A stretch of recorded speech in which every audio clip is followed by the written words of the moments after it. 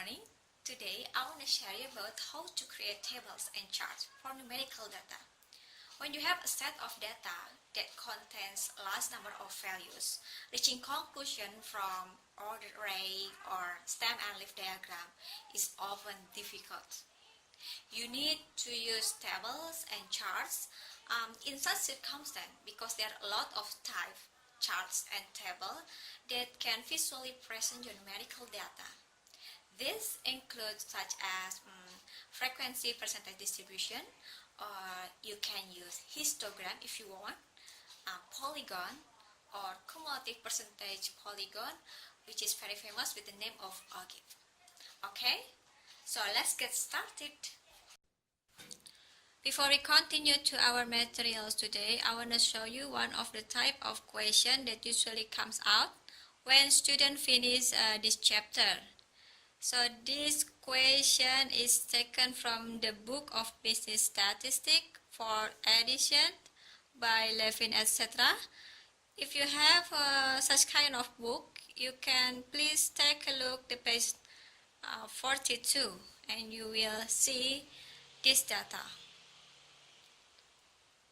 Okay, the data displays represent the cost of electricity during July 2004 for a random sample of 51 bedroom apartments in a large city. So the number of data is 50. Raw data on utility charges has unit in dollar. If we take a look at the data, we can see that the lowest data is $82 and the highest data is 213.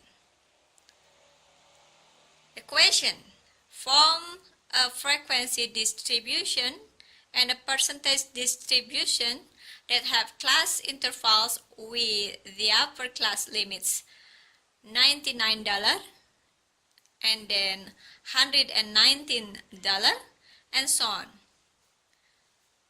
In this question, instruct the students to stated certain upper class limits. So it starts from 99 and then the next upper class limit 119. The difference between the first upper class limit and the second upper class limit is 20. And then from that information we can continue the data. So the third upper class limit must be 139. It is very important to us to know the highest and the lowest data and then also the instruction. That no every question has the same instruction. Okay, so from our first information, the lowest and the highest, we can continue to get another information like class grouping and then class boundaries and then the width of the class grouping. Next question: what is the frequency distribution? The frequency distributions helps you draw conclusion from a large set of data. A frequency distribution is a summary table in which the data are arranged into numerically ordered class grouping. In constructing a frequency distribution, you must give attention to selecting the appropriate number of class grouping for the table and then determining a suitable width of a class grouping and establishing the boundaries for each class grouping to avoid overlapping. The number of class grouping you use depends on the last number of values in the data. Last number of values in the data allow you to have larger numbers of class groups.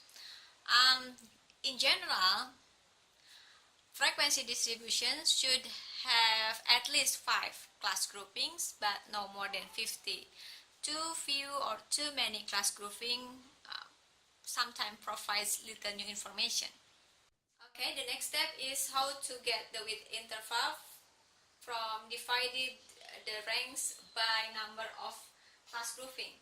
As we know that the highest score from the data is 213 and the lowest score is 82.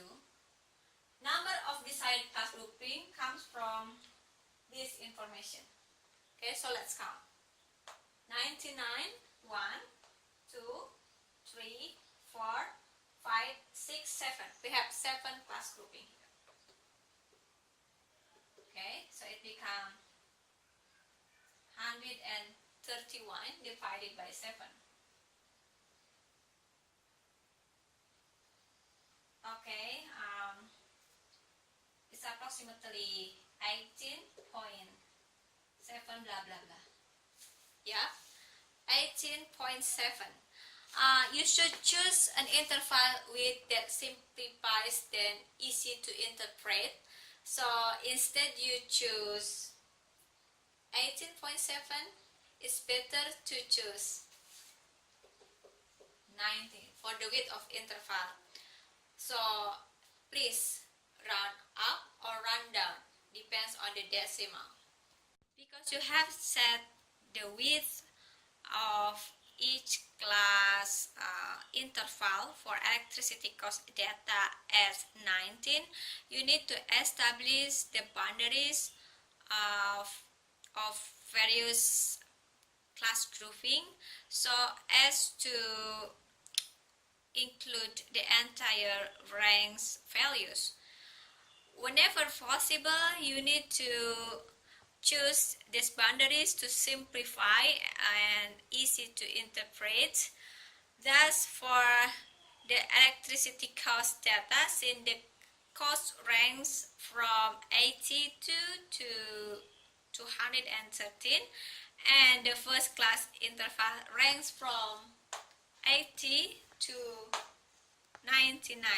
You can say that this first class start from 80 up to 99 and it has 7 class grouping without overlapping. We can see that 99 is here and then 100 in the next class grouping. And there is another way how to express the class grouping. You can use the phrase 80 but less than 100 and 100 but less than 120. This is not overlapping because the first class grouping means that 100 is not part of this first class grouping but the part of the next class grouping. Okay, so please remember, if you want to use the phrase of but less than, you can use the same number like this. After take a look at the data, so let's start to try to count it. For example, for the first class grouping with the class interval 80 up to 99 or up to 100, there are 4 data, yes, namely 82, 90, 95, and 96. So it's 1, 2, 3, 4 data within this interval.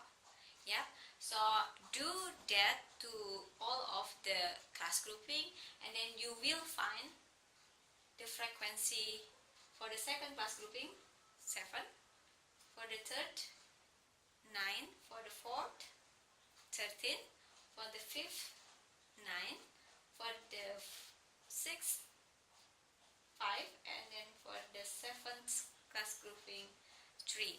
So if we calculate it, 1, 4, 11, 20, 33, and then 42, 47, and 50.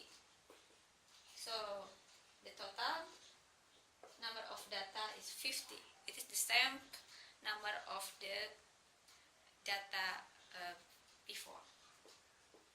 Yeah, congratulations.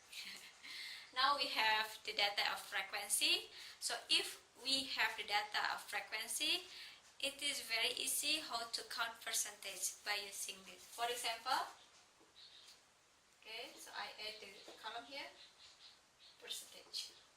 Yeah. So for the first class grouping, the number of frequencies is 4 and the total number is 50. Yeah. So it's 50. So to count the percentage is 4 divided by the total data times 100%. So it become, yeah, 8%. You can write down only 8 or you can edit percentage here because I already write down the unit on the top of on the title of the table. Okay, so for this one, 7 divided by 50 times. Okay, why I can't calculate it very fast? Because if you take a look at the of data is 50 and then we times the data by 100.